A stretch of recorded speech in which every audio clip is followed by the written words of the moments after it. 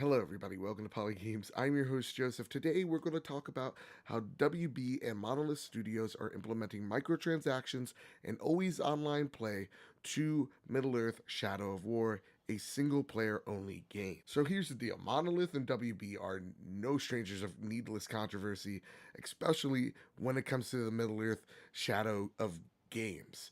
Shadow of Mordor was a fantastic game. But in the beginning of this game, it was more in controversy because WB's PR team did not believe that this game was going to succeed commercially or critically. That they paid off streamers and YouTubers to talk only positive things about this game, like the Nemesis system, like the combat, and to avoid anything else that might be negative.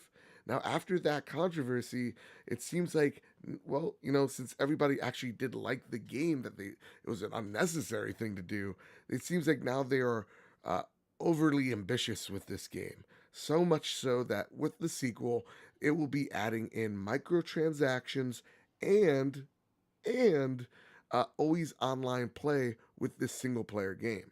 Now you go, what are these microtransactions? Are they things in the game? Are they going to be cosmetic, like unneeded? You could avoid them? Yes and no.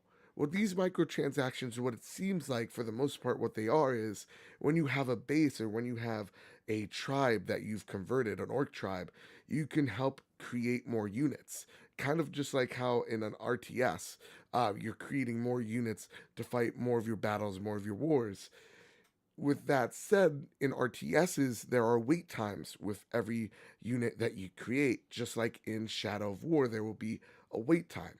So, for example, if an orc takes 5 minutes to train and prepare or upgrade, you can pay a fee to make that instantaneous or to make the wait time significantly shorter.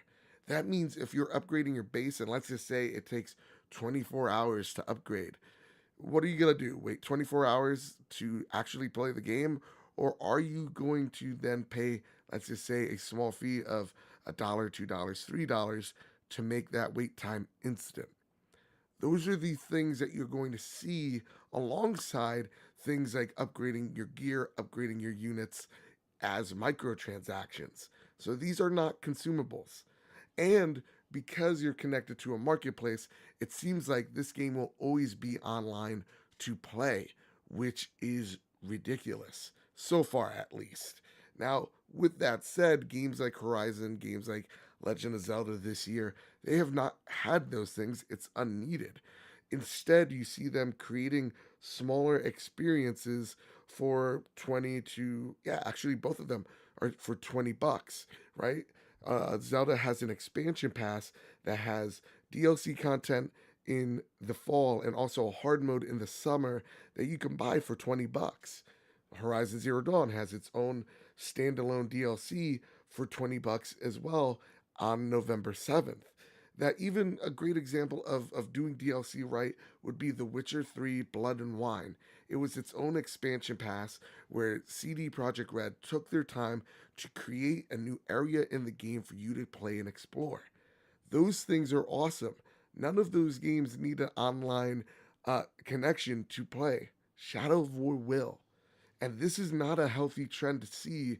I understand if you're going to put, consumables or unlockables in multiplayer games like Overwatch, loot crates make sense. I get it. But to lock microtransactions and progression in a single player game, that's just ridiculous. And that should not be rewarded. I don't care what studio you are, I don't care what publisher you are. If this succeeds and Shadow of War is a success, then more companies that we admire and respect will do this. Why? Because it's all about the trend. AAA games, I get it. They're getting more and more expensive to create, but we shouldn't be rewarding ways of developers trying to trick us out of our money rather than actually looking at good trends like what I just stated earlier. Gorilla, Nintendo, and CD Projekt Red are doing with their games, and take those things and go, you know what? People actually just want, instead of small microtransactions, a new stage, a new level, a new map to go and explore when it comes to these big open world games. We shouldn't be rewarding this type of behavior, gang. That's why I am a game, and it sucks because I want this game so bad. I won't be buying it day one. I'm not going to sit here and say I boycott it, but I'm not buying this game until the microtransactions, until this online feature is taken out of the game, or at least explained way better than this. This is not good from what it sounds, and their PR and marketing team are not good doing a good job with their communications of what this is and why it might not be the most important thing in the world. But seeing trends like this is scary. That's why I suggest if you have this game pre ordered, pull your pre orders. Do it immediately, ASAP. Why? Because when WB sees their pre orders dip, that's when you'll actually see positive change. So, with that said, all that out of the way, that's how I feel about Shadow of War. Again, it's a great game. It excites me, but I won't be purchasing it. It sucks, but I won't be. Will you? Let me know in the comment section down below how this DLC affects you. Are you upset? Are you kind of in the middle? You don't really care? Let me know in the comment section down below. Polygames, it's all about the conversation here. So let me know what you think. Also, gang, I will be doing a stream called Gaming Against Cancer. Check that out down below. There's a GoFundMe link. We're going to give all that money to kids in need. St. Jude's Children's Research Hospital. These kids are fighting diseases that I can't even fathom. So brave, and they need all the support in the world. So please go ahead, even if it's just $1. Hell, even if you all you do is share, that's a positive thing you're doing, and I thank you for it. With that said, everybody, if you like this video, like, share, subscribe. Helps me out, shows me that you care. But more importantly, donate to St. Jude's.